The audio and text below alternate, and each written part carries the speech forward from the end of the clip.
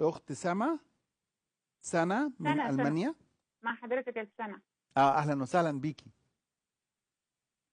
أهلا بحضرتك، أهلا بحضرتك. هو أنا بس عاوزة إيه، آه كنت عاوزة أسأل حضرتك سؤال عشان عندي صديقة ليا وأخت ليا، هي كانت أرثوذكسية وأسلمت. امم بس هي كانت عاوزة تسأل سؤال فيما يخص رؤيا يوحنا. مهم. أوكي. رؤيا يوحنا الإصحاح 21.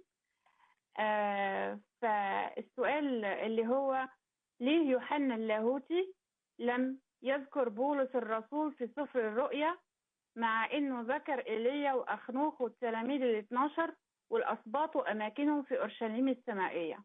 يعني ليه يعني ما ذكرش بولس الرسول خالص؟ ممكن السؤال حضرتك بقى ترد عليا؟ ان ليه يوحنا لم يذكر رسول بولس. ايوه، ليه يوحنا اللاهوتي لم يذكر بولس الرسول في سفر الرؤيا، مع أنه ذكر إيليا وأخنوخ والتلاميذ ال 12 والأسباط وأماكنهم في أورشليم السمائية؟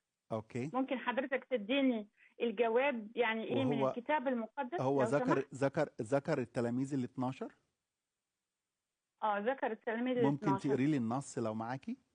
طيب لحظة واحدة. طيب. امم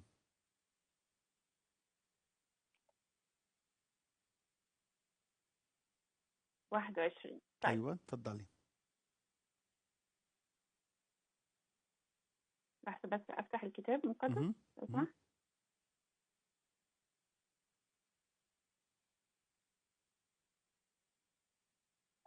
من 12 ايوه. نبتدي من 12. امم ولها أوكي. ولها سور عظيم عال، ولها 12 بابا، وعلى الأبواب 12 ملاكا، وفيها أسماء مكتوبة هي أسماء أسباط بني إسرائيل 12. من جهة الشرق أبواب 3، ومن جهة الشمال أبواب 3، ومن جهة الجنوب أبواب 3، ومن جهة الغرب أبواب 3. امم تمام. تمام.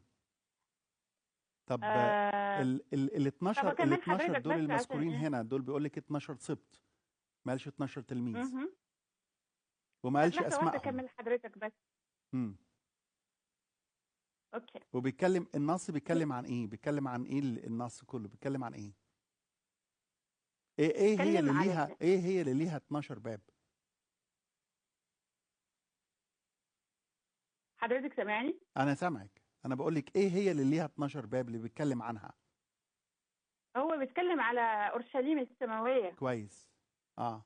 تمام. اه. احنا هنا عاوزين نعرف ليه هو ما ذكرش اسم بولس طب الرسول، هو ذكر بالرغم هو من ان هو ذكر بطرس، اسم بطرس مذكور؟ انا بتكلم لك على حضرتك على بولس الرسول. لا خليني انا بس هو اقرا اوكي، لحضرتك ده الاصحاح من بيتكلم على 12 عشان. اسباط اسرائيل الاثنى عشر يختلفوا عن تلاميذ المسيح الاثنى عشر. تمام كويس. كويس. طب في السفر كله ده. النص بيتكلم عن اسباط اسرائيل الاثنى عشر. طيب تمام. طب ليه هل ذكر بطرس مع انه واحد من اعظم تلاميذ المسيح؟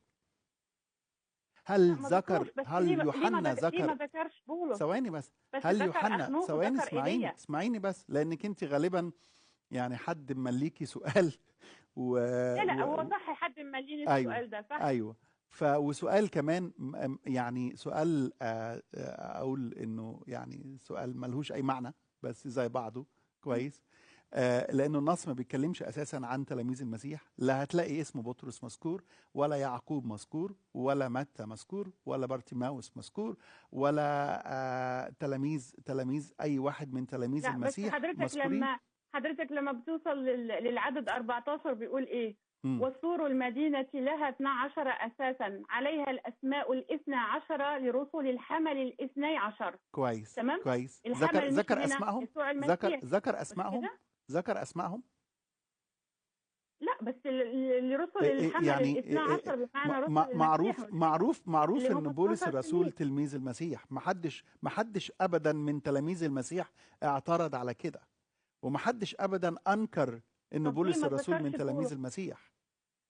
ليه يعني ما ذكرش يعني بولس؟ يعني انت عايزه تطعني في رسوليه بولس؟ ده لا الهدف انا بسأل يعني؟ حضرتك. ما لا انا يعني بسأل حضرتك ليه هنا حضرتك اول حاجة بتقول يعني لي ايه يمكن إيه اني اللي عايزه نقلة سؤال إيه وانا بقول الهدف؟ لحضرتك اني نقلها بجد، وبتقولي لا مفيش الرسل ايوه الاثنا مش عشر. مذكورين، عشان ايه كده بقول اسمائهم؟ ايه لحضرتك اسمائهم؟ خليني اكمل اوكي، ايه اسمائهم؟ عشان تعرف ان الاثنا عشر لرسل الحمل، كويس. لرسل الحمل الاثنا عشر. طيب حضرتك عارف ان ماشي. يسوع المسيح هو الحمل والخروف طبعا. الى غير يا ذلك، مش يا كده؟ اه طب يعني مين ليه اسمائهم؟ هو ما قولي لي اتذكرش قولي لي هنا؟ الاسماء ال 12 اللي مذكوره علشان ابقى اقول ان بولس مش موجود معاهم. لا حضرتك مش موجود هنا الاثنا عشر، طب وانت موجودة، انت بس عرفت ازاي ان الاثنا بولس عشر ما مش مذكور؟ ذكرتش الاسماء. وعرفت ازاي ان بولس مش مذكور؟ وعشان مش مذكور. وازاي؟ ما هو ايش عرفك انه مش ممكن مذكور؟ حضرتك بس تجيب لي نص، ان انا عاوزه بس نص من الكتاب المقدس كله، من يعني العهد الجديد، ان بولس يعني كمان ايه، وعد كمان انه يدخل كمان لاورشليم السماويه، تمام، عنده مكان هناك محفوظ. يعني اعتقد لو من قريتي سفر الكتاب الرؤيا المقدس، خاصه خليني لو بس في خليني بس عندك حاجه اجاوب كده. عليكي، لانه ده موضوع يعني ده تشتيت كويس. لانه السؤال اساسا ملهوش اي سوري معنى، ومش مذكور اسماء الاثنى عشر عشان نقول بولس مذكور ولا مش مذكور. لكن معروف لو قريتي من اول اعمال 9 ولقاء يسوع المسيح مع بولس، وقريتي حياة بولس الرسول في كل سفر أعمال الرسل، وقريتي أيضا ما كتبوا الآخرين من تلاميذ المسيح عن بولس الرسول، هتعرفي إنه الكلام أو اللي أنت عايزة توصلي له أساسا ده وهم مش حقيقة. بيحاول دايما المسلم إنه يطعن في رسولية بولس على أساس إنه بولس هو مخترع المسيحية، ودي كذبة غير حقيقية ردنا عليها في حلقات كاملة كبيرة. إن بولس لم يكن ولم يجرؤ أن يكون مخترعا للمسيحية، لكنه تابع حقيقي لشخص يسوع المسيح.